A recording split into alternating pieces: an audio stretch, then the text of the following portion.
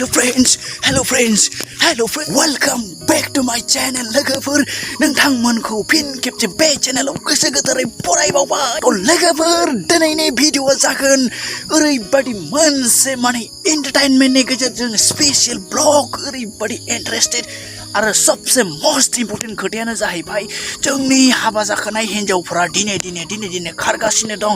जोंनि हाबा जाखानाय हौवाफोरा दिने खारगासिनो दं। बिनिनो मोनसे हायना मुलि जोंहा सासे मानसिया आंनो खोन्थादों।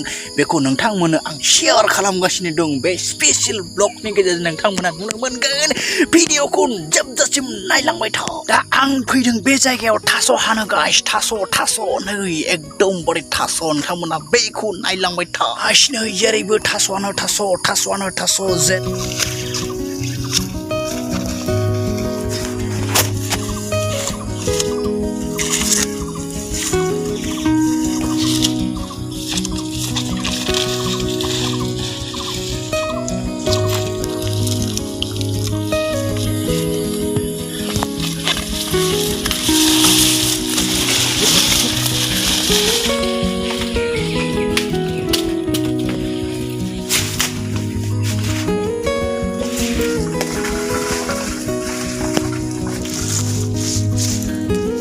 एसे मोनहांबाय नोंथांमोन नै माने खारालासिनो थादों जाहैबाय आरो दै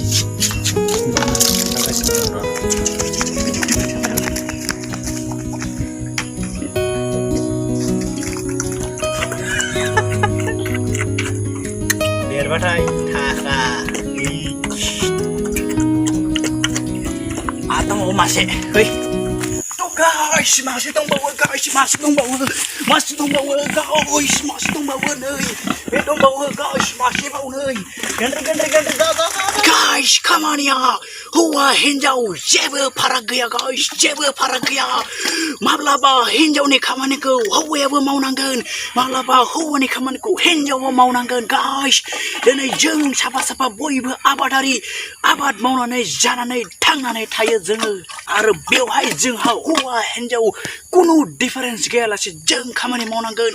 दिनै हौवायाबो माब्लाबा अमा आदार होनाय, ओंखाम संफानाय बेफोर खामानिखौ माब्लाबा हिन्जावा सोलोबा मावनांगोन। हिन्जावब्लाबो माब्लाबा हौवाजों हालौनायाव आलि दानफानाय, खोथिया फोफानाय बेफोरबायदि खामानिखौ जोंनि हिन्जाव माहारियाबो मावनो हायो गाइस। बेनो जाबाय हायना मुलिया आंनो सासे मानसिया खिन्थानाया।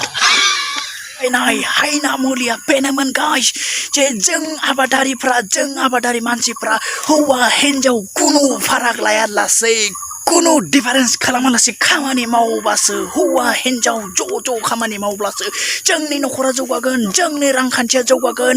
रांखान्थिया जौगायोबासो जोंनि साननायफ्रा जाफुंगोन, जोंनि साननायफ्रा जाफुङोबासो जोंनि गोसोफ्रा गोजोनगोन, खुसियै थागोन गाइस। आरो बिनि गेजेरजों जोंनि गेजेराव अनलायनाय फैगोन आरो अनलायनाय फैयोब्लासो जोंनि गेजेराव रुजु संसार जागोन गाइस।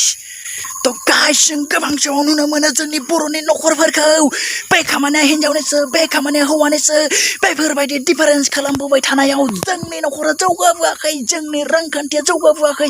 आरो जोंनि रांखान्थिया जौगायैनि थाखाय जोंनि गेजेराव नांलाय खमलाय दाङाबाजि बेफोरबायदि जानानै जोंनि संसारा कुनु थिग गैयै जाबोदों गाइस। जोंनि बर' न'खरफ्रा हौवा हिन्जाव गावस्रालायनायनिफ्राय जोंनि गथ' थाखानायफोरा, जायफोरा गथ' गोनांखाया खारबाय, गथ' गोनांखाया गुबुनखौ लाबाय, बेफोरबायदि गथ'फोरा दिनै जोंनि गथ' गथायफ्रा दिनै बिमा गद गैया, बिफा गद गैया जाबाय। जायनि जाहोनाव बे गथ'फोरनि सोलोंथाइफोरा बरबाद जानानै थांबाय। बै बिमा बिफा गद गैयै गथ'फोरा, सोलोंथाइ गैयै गथ'फोरा जोंनि समाजाव मा जानानै थागोन बेखौ जों बयबो सिन्था खालाम लोगोफोर, बेखौ बयबो सिन्था खालाम नोंथांमोन। बेखौ सिन्था खालामनानै फै जों बयबो हौवा हिन्जाव कुनु फाराग लायालासेनो ज' खामानि मावनानै न'खर दानि। जों बेखौ बयबो बुजिनांगोन गाइस, जों बेखौ बयबो बुजिनांगोन। बे बाथ्रानि थाखायनो दिनै आं बे ब्लगखौ लाबोदों। ओमफ्राय कमेन्ट खालामदोलाय दाना हिन्जावनि दख'ना सिङाव थाग्रा होननानै।